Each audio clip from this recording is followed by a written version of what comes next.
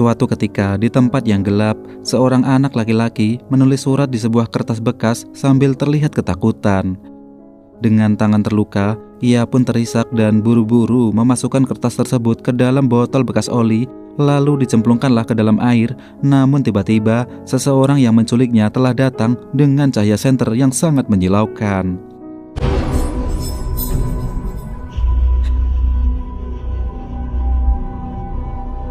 8 tahun kemudian, botol itu hanya tersangkut di jaring baja sampai berlumut, hingga suatu ketika deburan air dan hempasan waktu membuat botol tersebut lepas dari sangkutan hingga naiklah ia ke atas permukaan.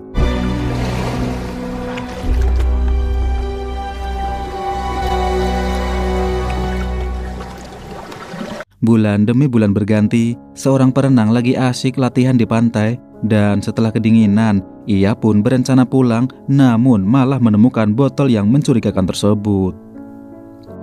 Cerita kemudian berpindah ke kantor Departemen Q yang beranggotakan Asad, Rose, dan seorang lagi yang lagi depresi bernama Cal. Saat ini Asad cuma bengong, lalu Rose mengajaknya latihan tinju dengan otot kecilnya itu yang gak berasa apa-apa di hadapan Asad. Setelah Rose capek sendiri, Asad pun kembali gabut, apalagi sahabatnya si Cal entah kenapa tak kunjung datang.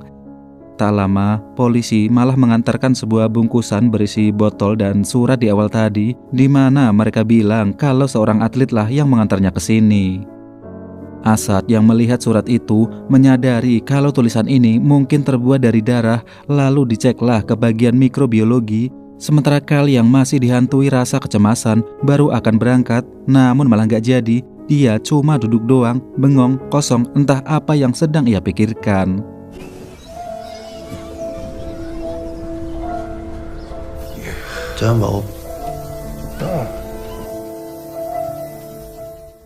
Cerita kemudian bergeser lagi ke sebuah desa dengan penduduknya yang religius, jauh dari hiruk-pikuk keramaian kota. Kakak beradik bernama Magdalena serta Samuel terlihat berdoa di kamarnya, sementara ibunya Rachel lagi sibuk merawat si kakek yang sedang sakit. Sementara itu, si bapak yang bernama Elias terlihat menatap nanar ke cakrawala karena diketahui akibat himpitan ekonomi, ia terpaksa menjual sebagian ladangnya.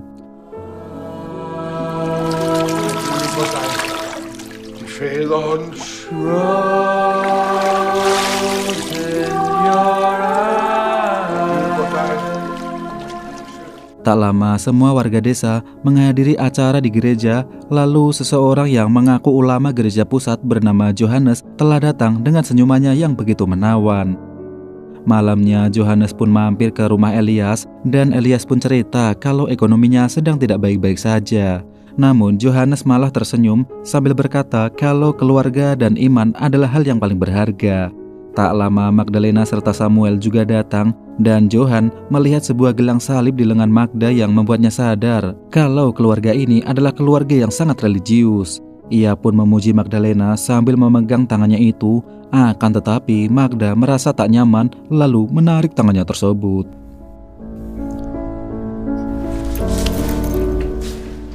Setelahnya Johan pun pamit, namun bukannya pulang, ia malah terlihat merenung di pinggir jalan. Lalu cerita berpindah ke laboratorium yang menyatakan kalau tulisan di surat ini memang terbuat dari darah. Surat itu pun difoto dan diperbesar, di mana faktanya tulisan tersebut tidak rapi dan ada kata ayah serta ibu yang menandakan kalau penulisnya mungkin adalah anak-anak.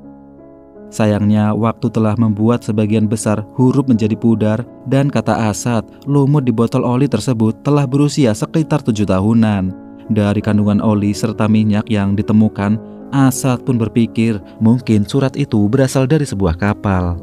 Lama ia dan Rose merangkai huruf pudar tersebut, sedangkan Cal cuma toleh-toleh doang di belakang.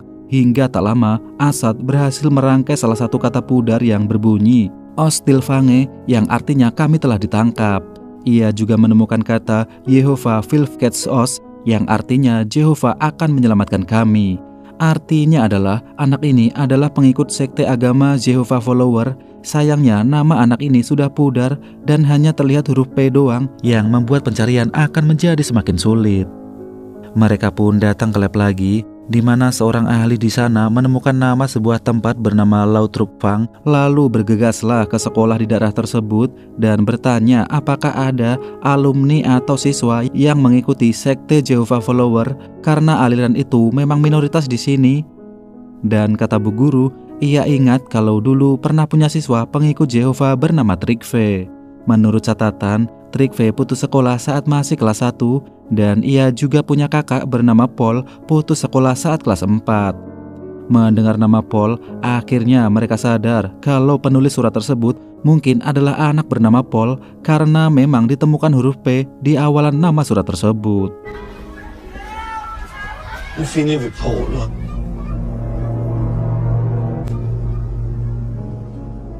Siang harinya, Magdalena serta Samuel kini pulang dari sekolah dan berjalan kaki menuju rumah melewati ladang. Namun tiba-tiba, Pak Johan yang kemarin katanya pulang malah masih di sini sambil menawari mereka tumpangan. Magda tentu menolaknya karena ia punya firasat aneh, namun Johan terus memaksa hingga akhirnya mereka berdua diculik dan terlihat ada seorang petani yang sepertinya menyaksikan penculikan tersebut.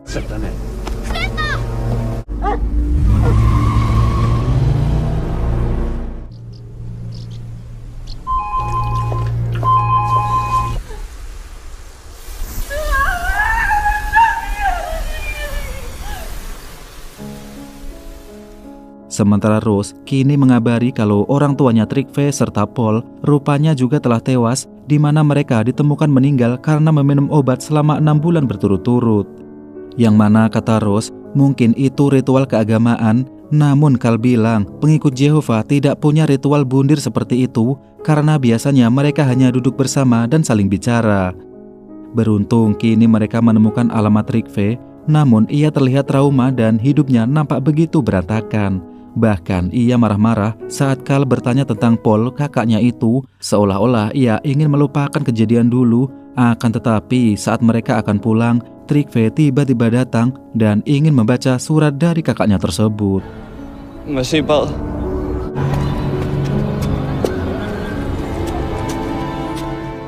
Di kantor, Trygve cerita kalau 8 tahun lalu ia dan Paul disekap di sebuah tempat yang tidak ia ketahui. Air menggenang di mana-mana, kami terikat dan baunya seperti rumput busuk.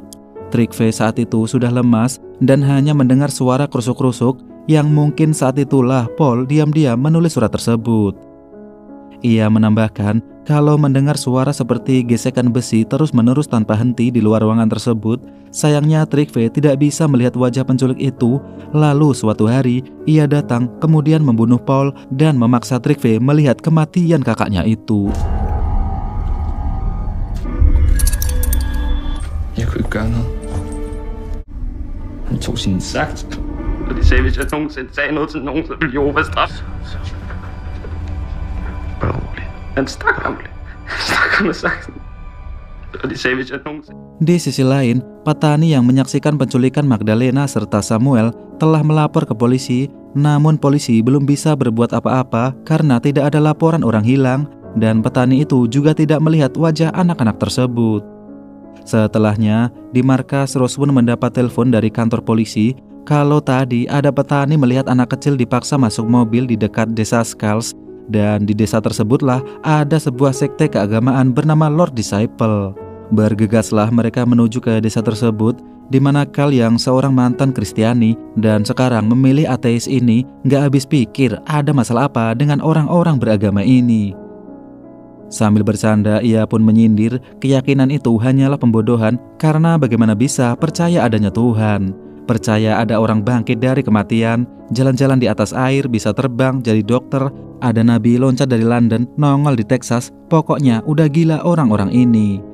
Asad yang muslim pun geleng-geleng mendengar celotehan sahabatnya itu sambil berkata, kalau aku ini tidak gila kawan. Aku yakin ada sesuatu yang maha besar di balik semua ini dan ketika mengingatnya aku merasa bahagia. Carl lalu bertanya kalau bahagia kenapa orang-orang beragama ini selalu bertengkar satu sama lain dan Asad menjawab kalau itu semua adalah politik. Politisi membawa-bawa agama seolah-olah mewakilinya padahal yang mereka inginkan adalah kita saling bertengkar sedangkan mereka ketawa-ketawa di atas sana mengambil keuntungan.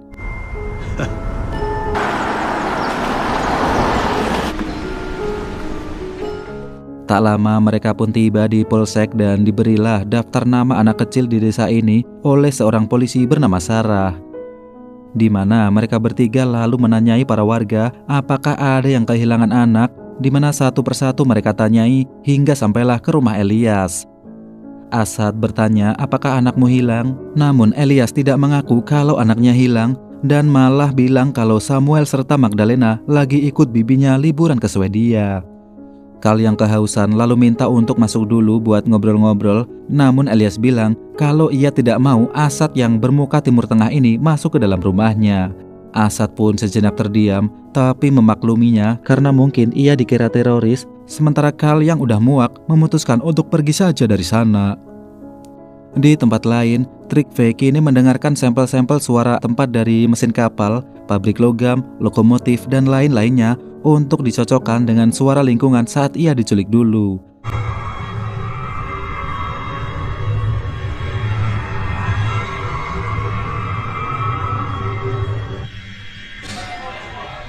Hvornår har du sidst?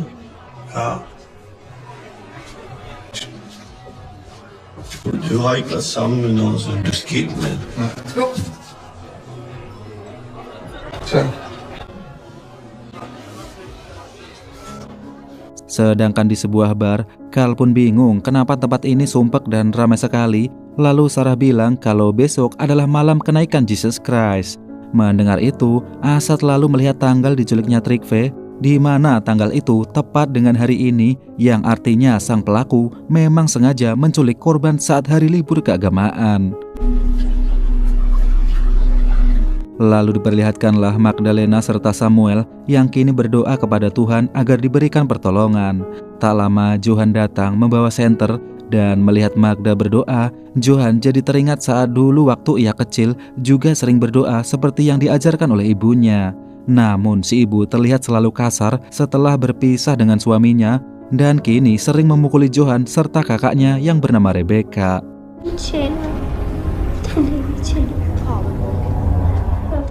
Esok harinya Elias akan pergi entah kemana, namun Carl telah datang karena ia dapat kabar dari Rose kalau Elias mencarikan semua uangnya di bank serta tabungan pensiun bapaknya Rachel. Mereka tentu curiga untuk apa uang sebanyak itu, dan Carl juga tahu kalau Elias tidak punya saudara di Swedia, jadi di manakah Samuel serta Magdalena?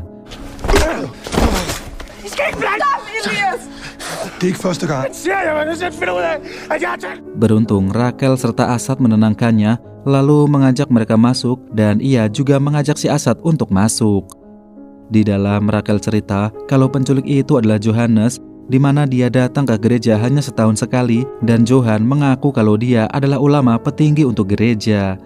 Menurut Asad, Johannes itu pasti bukan nama aslinya, sayangnya mereka berdua tidak mempunyai foto orang tersebut. Elias juga bercerita kalau ia disuruh membawa uang untuk naik kereta malam ini dan ia akan ditelepon di mana uang tersebut akan diletakkan nanti. Setelah itu, Elias harus turun di pemberhentian selanjutnya, lalu saat Johan mendapatkan uangnya, ia berjanji akan melepaskan anak-anaknya di dekat rumah. Tak hanya itu, Johan juga mengancam kalau mereka dilarang cerita ke siapapun atau anak-anaknya akan dibunuh, dan itulah kenapa Elias tidak mau Carl ikut campur dengan urusannya ini.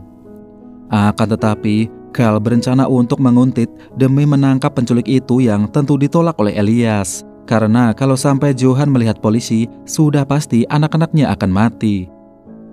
Namun Carl pun bilang kalau Johan itu tetap akan membunuh setidaknya satu dari anak kalian, tidak peduli kalian memberi uang ataupun tidak. Orang tua dari anak-anak lain telah mengalami itu, padahal mereka juga ngasih tebusan. Karena apa? Karena orang-orang seperti kalian lebih percaya Tuhan daripada seorang detektif. Det bliver ikke til noget, ja, men det bliver ikke til noget, siger jeg. Fordi de troede mere på Gud, end de troede på politiet. Sig det ord. Så nu spørger dig lige en gang til. Fordi kan du leve med, at du intet har gjort for at redde din børns liv? Intet. Carl yang ateis ini ngegas-ngegas terus, lalu Asad menenangkannya dan dengan slow mengajaknya bicara. Elias, mereka berdua adalah anakmu, semua adalah keputusanmu. Tapi Carl juga benar, jika kita tidak menangkapnya, maka salah satu dari anakmu tetap akan dibunuh karena motif dari Johan bukanlah uang. Korban terakhir bercerita kalau ia dilepaskan setelah saudaranya dibunuh karena penculik itu hanya ingin memberikan rasa sakit kepada keluarga korban. Mendengar itu, akhirnya Elias mau ditemani polisi dan Komandan Markus mengatur rencana serta mengingatkan untuk jangan sampai gagal. Sementara itu, Johan kini terlihat lagi santai di rumah pacarnya, lalu pergi sambil memandangi foto kakaknya yaitu Rebecca yang terlihat buta. Sementara Trygve kini masih mendengarkan sampel suara, namun belum ada yang cocok. Kemudian rencana penangkapan pun akhirnya dimulai.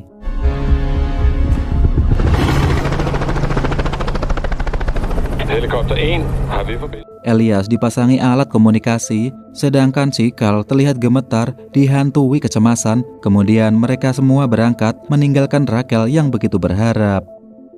Kini Elias ditemani oleh Mickey naik kereta, namun seolah-olah tidak kenal karena takutnya penculik itu mengawasi Elias.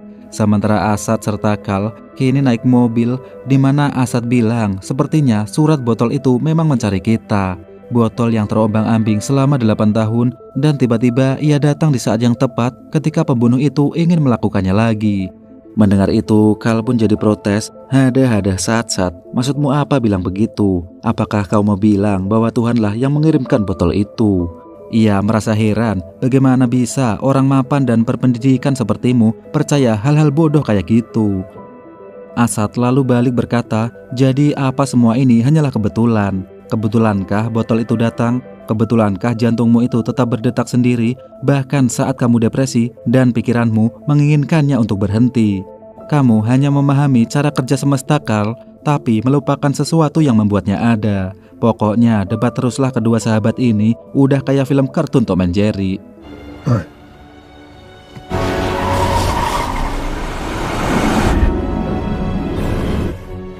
copy.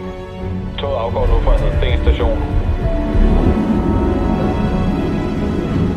Kembali ke dalam gerbong, di mana polisi melihat seseorang yang misterius terlihat melakukan panggilan telepon, dan tak lama HP Elias juga telah berbunyi. Si penculik menyuruh Elias pergi ke arah toilet dan dikasih batas waktu 30 detik untuk sampai ke sana, di mana tak lama orang misterius itu juga bangkit berdiri dan diikuti oleh polisi, sedangkan Elias juga mulai menuju arah toilet. Lalu Johan menyuruh Elias membuka pintu belakang gerbong, sementara orang misterius tersebut ternyata bukanlah si penculik karena ia hanya mas-mas biasa yang lagi teleponan sama pacarnya. Artinya adalah sang penculik tidak ada di kereta, sementara Elias diperintahkan untuk melempar tas saat kereta melewati hutan. Elias tentu ingin melihat anak-anaknya dulu, namun Johan terus mengancam hingga akhirnya uang itu pun dilempar ke hutan sesuai aba-aba Johan. No!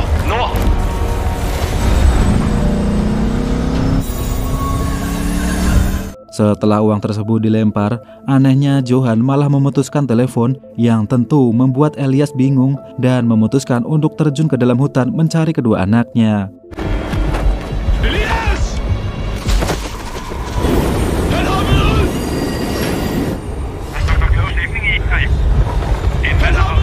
Carl yang mendengar kabar tersebut bergegas memotong moncong kereta di persimpangan yang membuat Asad marah-marah, hingga akhirnya mereka berdua menyusul Elias masuk ke dalam hutan.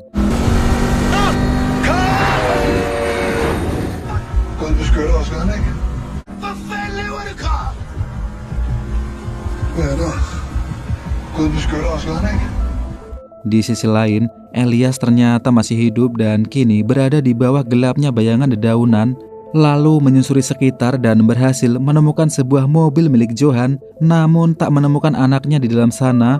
Tanpa ia sadari, Johan telah berada di belakang dan menusukkan gunting di tangannya tersebut.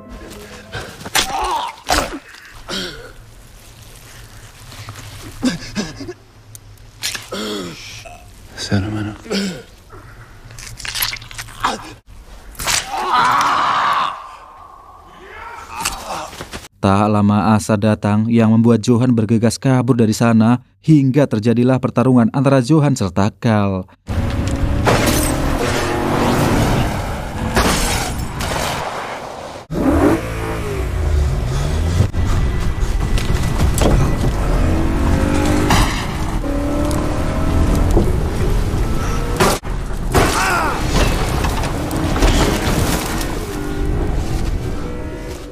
Johan berhasil kabur, lalu Carl meminta untuk dikirimkan helikopter, sedangkan Asad menenangkan Elias yang tengah sekarat.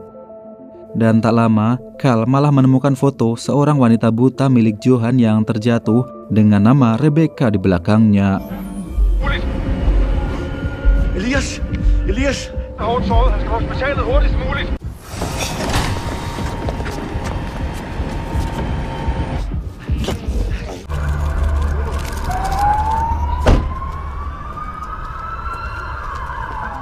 Singkat cerita, Elias pun dirawat dengan intensif dan para polisi pada berjaga di rumah sakit. Melihat polisi telah gagal, Raquel pun menangis sambil menagih janji Carl yang katanya akan menyelamatkan anak-anaknya. Tapi nyatanya sekarang Elias malah terluka dan penculik itu pasti akan membunuh anak-anakku. Raquel pun menangis sambil berkata, "Kemarin kamu bilang polisi lebih hebat dari Tuhan, namun lihatlah apa yang telah kamu lakukan." Hvorfor er det mine børn på det?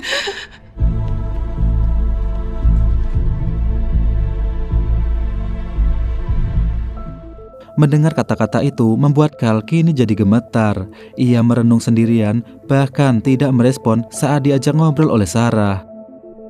Di sisi lain, Johan kini pulang mengobati luka tembak di bahu kanannya, di mana ia pun menyaksikan berita di TV dan melihat Carl, sang sosok detektif yang sangat yakin dengan kemampuannya sendiri.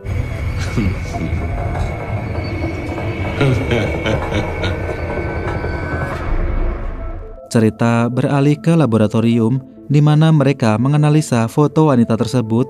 Anehnya tidak ada foto yang cocok di data warga Denmark, jadi belum bisa menyimpulkan siapa wanita ini. Hingga beberapa waktu kemudian, Johan malah menelpon Carl dan memberitahu dua peringatan. Pertama, anak-anak itu akan segera mati. Dan kedua, itu semua adalah kesalahan Carl, lalu Johan pun menutup teleponnya. Hal tersebut tentu membuat Carl semakin gemetar, menyadari bahwa ia tak bisa mengendalikan semuanya. Di mana otak serasa ingin mati, tapi kenapa jantungnya menolak untuk berhenti? Apakah semua tubuh ini benar-benar bukan miliknya sendiri?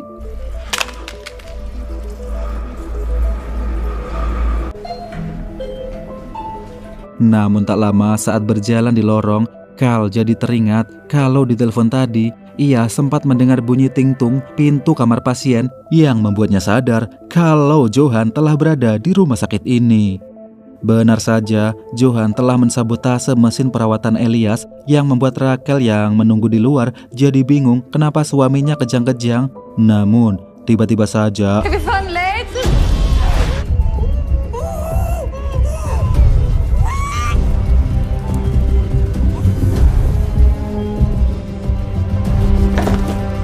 ya, Johan menyamar dengan jubah dokter dan membius Raquel lalu melenggang pergi dari sana. Beruntung para suster menyadari ada alarm turunnya denyut jantung dari mesin Elias. Napas Elias terengah-engah dan ia mencari Asad yang langsung menggenggam tangannya. Dengan susah payah ia berkata kalau Johan ada di sini dan dia berpakaian dokter. Sementara Carl berkeliling mencari Johan tanpa ia sadari kalau Johan berada di depan matanya. Tak lama Asad mengabari kalau Johan memakai jubah dokter. Namun ternyata si Johan malah menunjukkan dirinya di belakang pintu kaca seolah-olah menantang Carl untuk segera menemukannya. Di saat yang sama, Elias sepertinya akan mengalami gagal jantung dan Asad bertanya ke dokter apakah ada pendeta di sini. Sayangnya Elias semakin kritis sambil mengelus pipi Asad, lalu dokter memintanya untuk mundur. Sedangkan Kimi, Carl dan para polisi lainnya berpencar mencari Johan dan berhasil menemukannya menuruni sebuah tangga. Carl berjaga di parkiran bertingkat dan melihat sebuah mobil yang ternyata itu bukanlah Johan. Di saat yang sama, gangguan kecemasannya semakin parah hingga tangannya terus gemetar sampai akhirnya ia malah melihat Mickey ternyata telah terluka akibat tusukan gunting. Tanpa ia sadari, si Johan telah berada di belakangnya. Setelah itu, Asad pun terus-terusan mencari Carl yang hilang gak ada kabar. Namun tiba-tiba di gerbang keluar parkiran, ia melihat sebuah mobil menggelinding tanpa suara, di mana ternyata itu adalah Mickey yang telah terikat di setir dan dibius oleh Johan.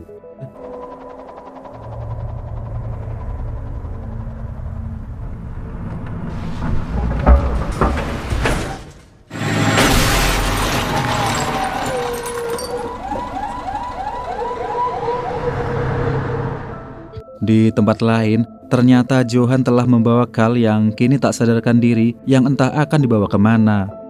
Lalu cerita pun flashback ke masa lalu saat dulu Johan masih kecil, di mana ketika itu kakaknya Johan yaitu Rebecca berantem dengan ibunya, sementara si ibu menyebut mereka anak setan kurang ajar sambil menyiramkan air keras ke wajah Rebecca.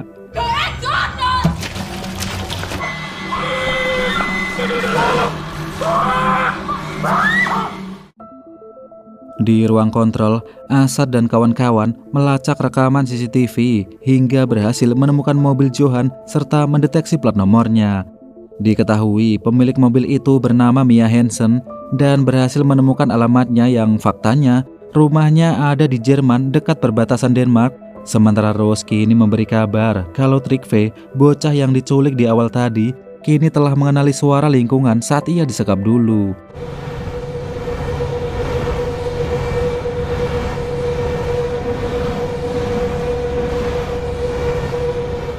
Seluruh anggota mendengarkan suara yang cocok itu, lalu berspekulasi kalau itu seperti suara generator. Lalu seorang polwan bilang kalau lingkungannya berair, bisa jadi itu adalah suara kincir angin pinggiran pantai. Artinya lokasi penyekapan berada di sekitar kincir angin dan mepet langsung ke air pantai, yang bisa jadi itu adalah sebuah rumah kapal.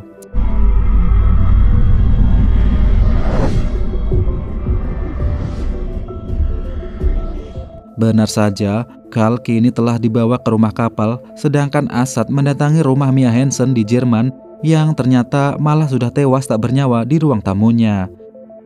Tak lama Rose juga mengabari kalau lokasinya adalah sebuah rumah kapal dekat kincir angin, namun ada ratusan spot kincir angin di Jerman, jadi tim kini masih harus mengerucutkan pencarian.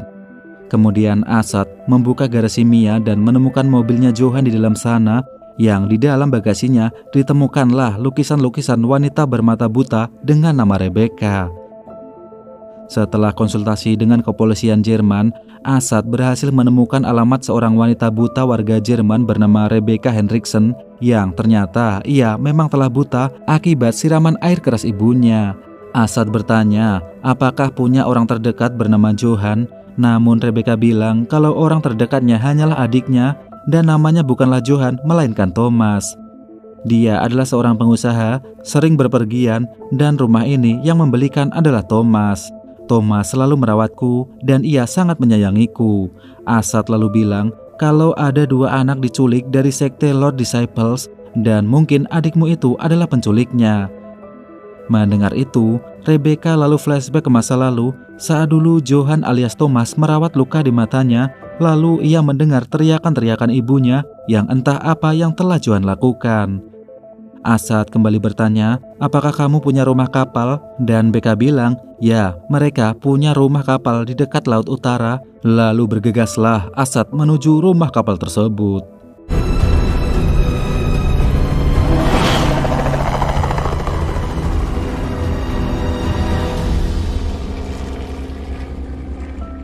Di sisi lain, Carl kini sudah sadar dari bius dan Magdalena serta Samuel juga berada di sana terlihat ketakutan. Di sana Johan berkata kalau aku adalah anak iblis. Aku bukan satu-satunya, tapi aku adalah salah satu dari mereka.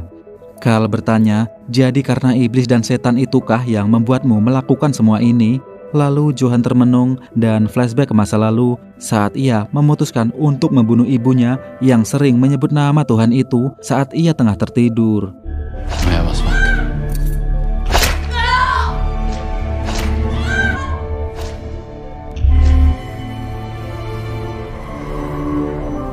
Johan berkata, saat dulu aku tak berdaya, Tuhan tidak pernah datang menolongnya, tapi justru iblislah yang datang kepadaku saat aku lebih membutuhkannya. Dialah yang membuatku kuat melawan di saat kami berdua lemah hancur berantakan. Johan menambahkan kalau aku hanya ingin mengalahkan Tuhan, mencabut iman orang-orang religius yang sering memujinya, padahal Tuhan tidak pernah datang menolong mereka.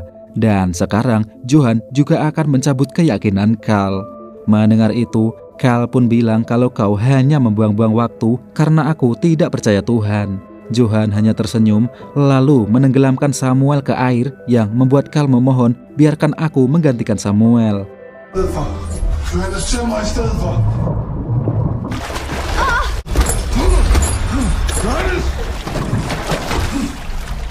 Johan menjawab, "Untuk apa kamu menolong orang yang bahkan tidak kamu kenal? Artinya tentu saja kamu mempunyai keyakinan. Kamu adalah orang paling yakin yang pernah kutemui." Carl memohon kalau Samuel itu hanyalah anak kecil, namun Johan bilang, "Iya memang. Lalu kenapa Tuhan atau kamu tidak bisa menyelamatkan anak kecil ini?" Carl pun kini tak bisa berbuat apa-apa hingga akhirnya Samuel jatuh tenggelam sebagai bukti kalau Tuhan memang tak pernah datang memberikan pertolongan. Sån kraft att du kunde stoppa mig. Skulle du önska att Gud...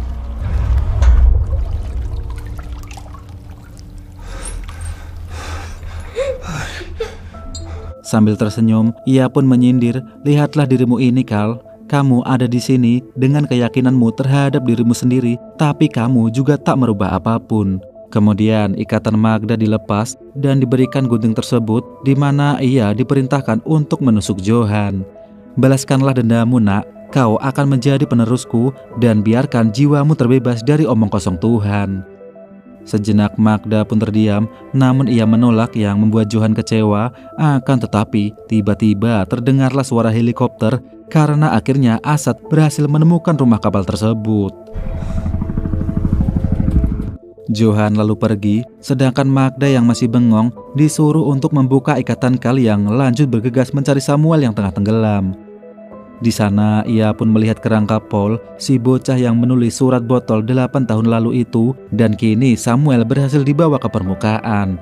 Carl terus berjuang menyelamatkannya walaupun sudah pasti tak selamat. Namun entah kenapa Carl kini masih terus-terusan berusaha melawan segala ketidakmungkinan.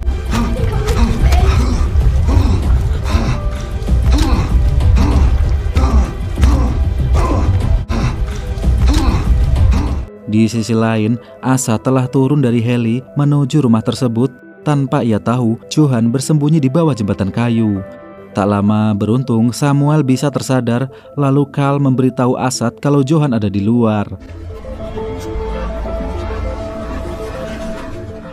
Asad pun lalu melihat unggas menggepak di kejauhan, kemudian bergegas menuju padang ilalang di mana suasana begitu senyap dan hanya terdengar hembusan udara membelah celah-celah serat alam. Karena tak menemukan apapun, Asad kembali ke pantai mengamati pergerakan air hingga akhirnya Johan datang dan menikamnya dari belakang.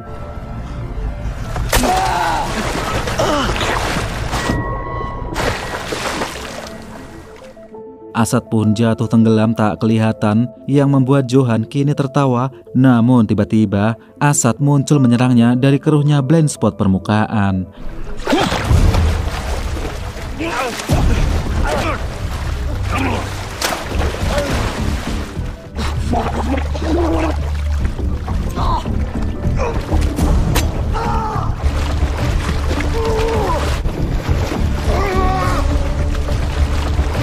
Asad berhasil menjatuhkannya ke dalam air, merendahkan kepala Johan sambil menahan semua tusukan, hingga akhirnya Johan pun tewas menyerah dalam lembutnya air yang kini membuatnya tenggelam.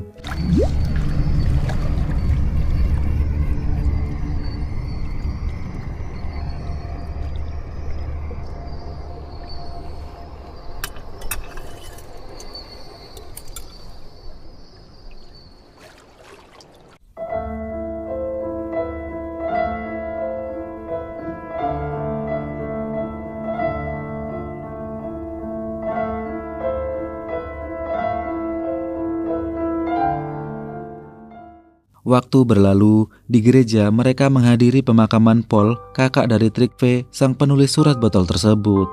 Semua berdoa dengan keyakinannya masing-masing dan melihat Rose menyanyikan lagu rohani. Carl pun jadi pura-pura ikut nyanyi walaupun udah gak apal, pokoknya yang penting bibirnya gerak. Sedangkan Asa tetap respect, diam di sana, menghargai perbedaan, karena apapun keyakinan kita, kalau soal kemanusiaan seharusnya kita saling menjaga.